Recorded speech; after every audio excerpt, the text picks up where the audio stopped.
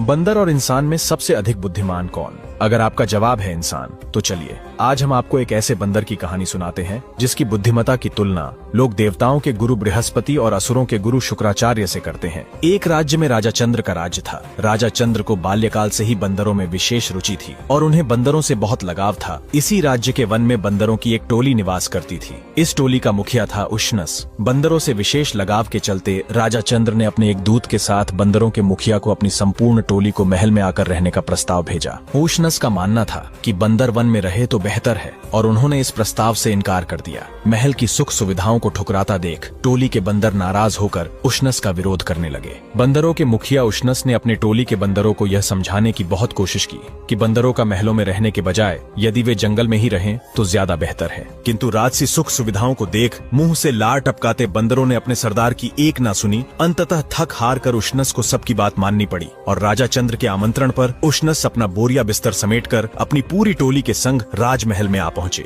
लिहाजा राजा चंद्र ने उनका बहुत सम्मान के साथ स्वागत किया और उनके रहने के लिए महल में उत्तम व्यवस्था करवा दी और बंदरों को बिना किसी मेहनत के पड़े पड़े अच्छा खाने पीने को मिलने लगा। जब राजा चंद्र ने उष्णस की समझदारी और विद्वानी भरी बातें सुनी तो राजा दंग रह गया। राजा चंद्र ने बंदरों के मुखिया की बुद्धिमत्ता को मध्य नजर रखते हुए उष्णस से आग्रह किया कि वे उनके पुत्रों अर्थात राजकुमारों को नीति ज्ञान की शिक्षा दे। राजा के आग्रह करने पर उष्णस राजकुमारों को शिक्षा देने लगा। जब राज्य के लोगों ने यह देखा कि एक बंदर भी कितना नीतिवान और ज्ञानी हो सकता है तो लोगों के आश्चर्य की भी सीमा न रही और बंदरों की टोली भी अपने मुखिया का कहना मानती थी। उनका मर्यादित व्यवहार देख राजा चंद्र उष्णस से बहुत प्रभावित हुए। कुछ समय बाद राजा ने राजकुमारों की सवारी और मनोरंजन के लिए मेंढे मंगवाए। राजकुमार उन मेंढों पर सवार होकर महल के गलियारे में ही दौड़ लगाया करते। उन मेंढों में एक मेंढा थोड़ा लालची किस्म का था और वह अच्छे पकवान की तलाश में बार बार रसोई में घुस जाता। मेंढे से परेशान रसोइये अक्सर हाथ में जलती हुई लकड़ी लेकर उसे भगाते। जब बंदरों के मुखिया उष्णस ने भी यह दृश्य अपनी आंखों से घटित होते देखा